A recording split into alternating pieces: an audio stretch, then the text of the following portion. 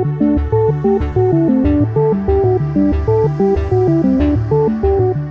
everybody, today I'm going to be doing another sketch. I didn't get to start this sketch when I was in Sault Ste. Marie, so I'm going to be doing it from a photo. But before I get started, I just wanted to show you a few more of the sketches that I've completed from my vacation. Also to address a question that I've received from several people now.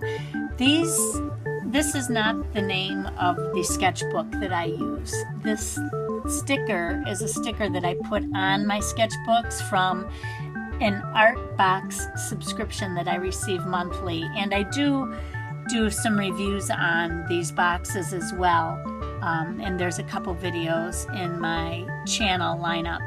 But the subscription is called Sketchbox. If you'd like to subscribe to Sketchbox, you can go to getsketchbox.com and subscribe to the box. I do not receive large sketchbooks like this, at least not so far, in my Sketchbox subscription.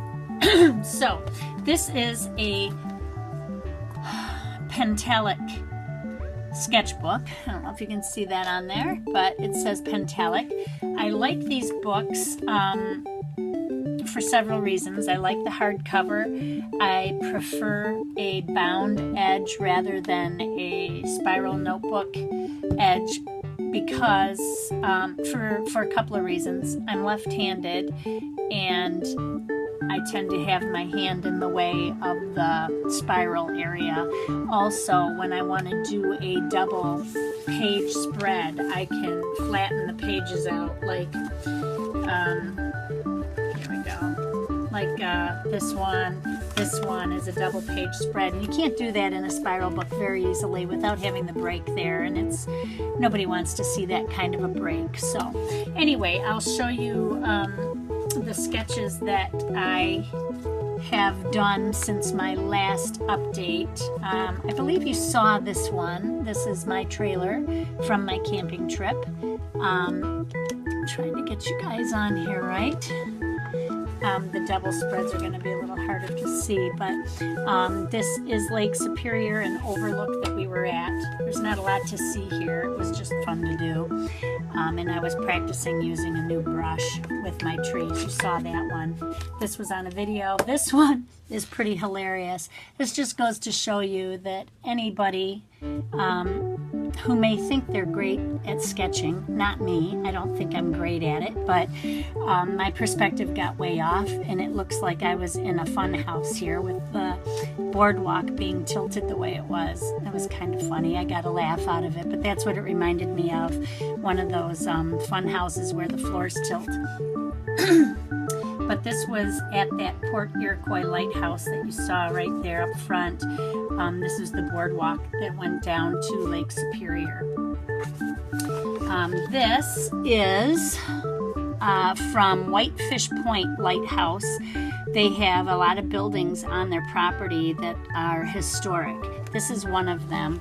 This was the U.S. Coast Guard lifeboat station cruise quarters back in 1923. They've remodeled it inside. I understand, I did not go in there, but you can go and stay there with overnight lodging. So anyway, I don't know what it looks like inside, but that's what it looked like outside. Now I should have had this on my opposite page, because if I were looking at the area, this building would have been on the left side and this sidewalk meets this sidewalk, but I didn't think about it. It was an afterthought. This is the Shipwreck Coast store where they sell all of their souvenirs, t-shirts, memorabilia, and all that. The Whitefish Point Lighthouse is where the Edmund Fitzgerald went down in Lake Superior, 17 miles offshore from the Whitefish Point Lighthouse. And it was in 535 feet of water. 29 men died. It was very sad. That happened in 1975. And I'm sure you've heard songs about the Edmund Fitzgerald, and you've probably heard about it if you were in school during that time, but I'm probably a lot older than most of you, but anyway, so this is the store. This one was fun to do, except my hill got a little tilted, but that's all right. I don't care. This one is the actual lighthouse at Whitefish Point in the Upper Peninsula of Michigan. It is, I believe, the oldest, it's the oldest active lighthouse on Lake Superior. And Lake Superior is the largest freshwater lake in the world. The depths go to over, 1,300 feet deep, more than 1,300 feet deep. So, and it's about as big as the state of Maine. But anyway, this lighthouse was established in 1849. On the Great Lakes, more than 6,000 ships have been capsized and more than 30,000 lives have been lost, men, women, and children. We have the most lighthouses of any state in the country and in most places in the world along any fresh water. This is a picture I did of the Edmund Fitzgerald, and I just did it real quick because of its history. And then in 1995, National Geographic Society, as well as the Canadian Navy and the families of the Fitzgerald crew, came together for a dive where they brought the Edmund Fitzgerald bell up. It is a gorgeous bell. Oh shoot, I wish I had the photo with me. I might have the photo with me. I wonder if it's in the back here. Nope, it's not. Anyway, it's a beautiful bell, brass, and they've restored it, and it's in a museum there on their property. So that's as far as I've gotten. Now today I'm going to be moving on to, looks like I've already started something. Oh, I know what this is. This is going to be from a photo that I took, and I will post it. It's not the best photo, but I was at the Soo Locks. If you're familiar with Sault Ste. Marie in Michigan, the Soo Locks are where the ships can come through in order to pass from Lake Superior down into Lake Huron. And Lake Huron has about a 20-foot drop from Lake Superior. So many, many years ago, they built this thing called the Soo Locks, where they would have the ships come in, and then the water would drain, and then it would raise up depending on which direction you were going, and then the ship could go through the other side. Otherwise, they couldn't pass between Lake Superior and Lake Huron. So when I was looking down the street after dinner one night, we were looking down the street, and the way that the Soo Locks come, they come on an angle, and then the street, at the end of the street, it curves to the left. But when you look down the street, it looked like a freighter was sitting in the middle of the road. It was so wild, the optical illusion.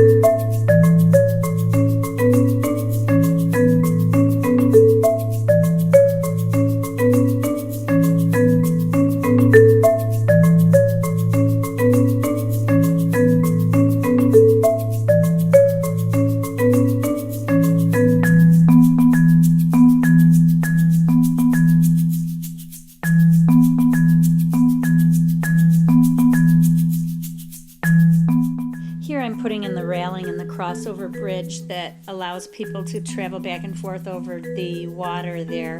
Underneath that is the gate that opens that allows, once they've drained the water 20 feet, after the ship has come in from the Lake Superior side, a gate closes behind them, and then they drop the water level 20 feet, open the gate, and they can go out into Lake Huron. It's very interesting to watch.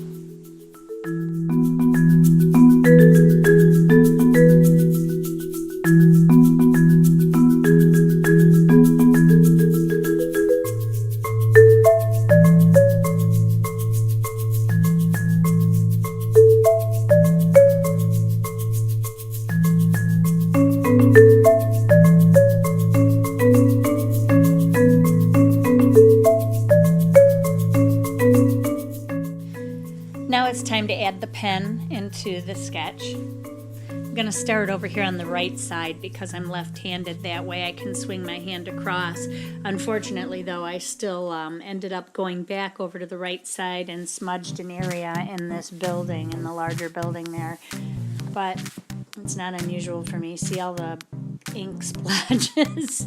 Oops.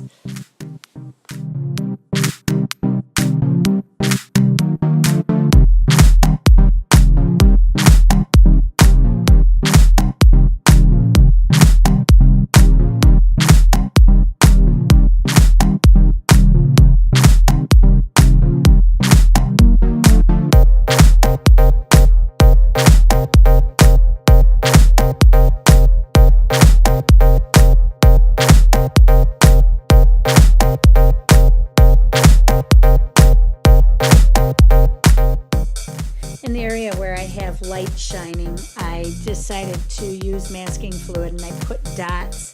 All of you can see them across the background, across the buildings over there on the Canadian side, and all of these lampposts also have masking fluid on them.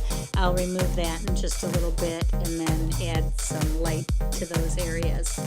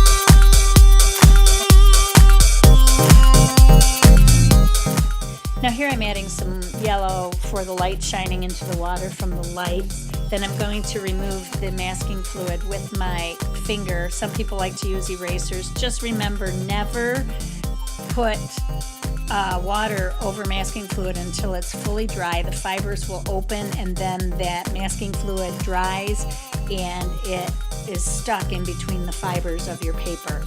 So don't do that. And don't use a heat gun to dry it either, or it's stuck forever. Okay, so here's the finished piece. This is the Soo Locks, and this is facing south toward Lake Huron. Lake Superior is this way, right behind me. The U.S. and Canadian flags fly here, but I only had the Canadian one in the picture. And this is Canada across Lake Huron and Lake Superior. And then, of course, the Soo Locks run right straight across through here. And that's it. So if you liked it, please subscribe, comment down below, and I will see you all very soon. Bye-bye.